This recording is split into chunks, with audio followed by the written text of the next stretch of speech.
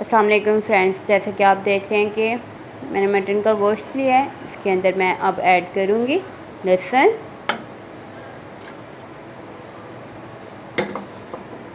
और 1 टेबलस्पून नमक का, थोड़ा सा पानी और इसे बॉईल कर लेंगे।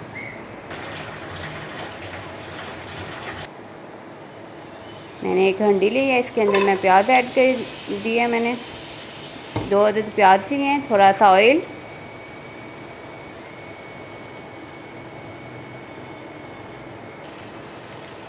इसको हल्का सा फ्राई करेंगे।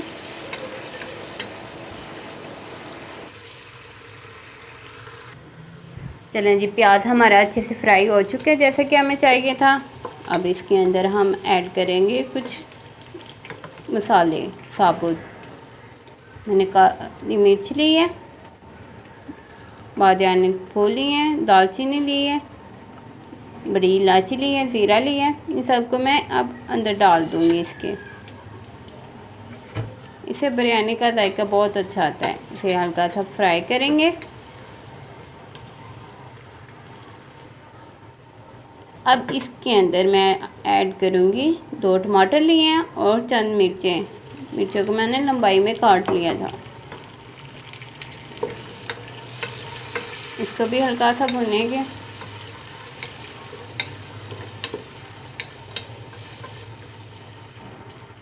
और इसके अंदर अब ऐड कर दूँगी मैं मसाले, नमक, मिर्च, गरम मसाला पिसा हुआ और हल्दी।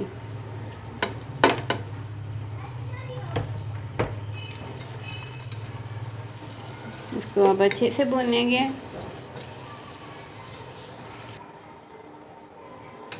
तीन से 4 मिनट हो चुके हैं हमें भूनते हुए।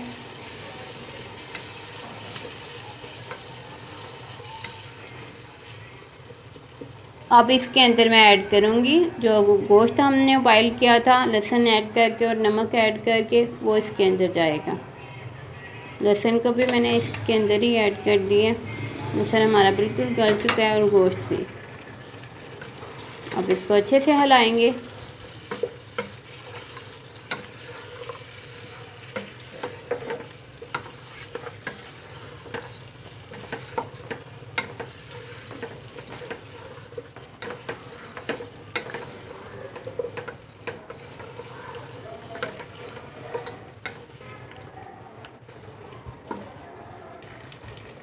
पाँच से 7 मिनट हो चुके हैं हमें। गोश्त हमारा अच्छे से भून चुका है। मज़ीद भूनने के लिए मैं इसमें ऐड करूँगी दही, से इसकी स्मेल भी ख़त्म हो जाएगी और टेस्ट भी अच्छा आएगा।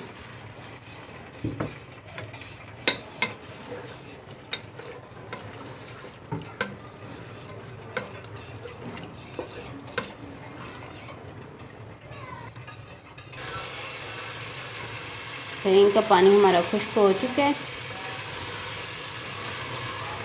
2 से 3 मिनट लगे थे हमें।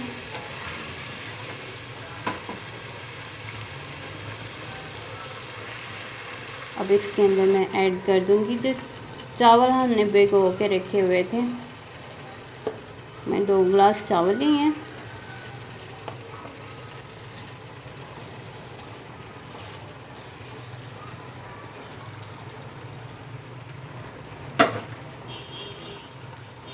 इसको हिलाएंगे, इससे हमारे चावल टूटते नहीं हैं।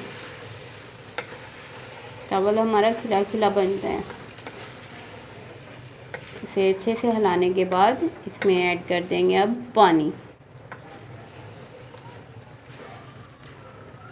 जितने आपके चावल होंगे उस हिसाब से पानी ऐड करेंगे। अगर 2 गिलास है तो उसमें पानी 4 गिलास ऐड होगा।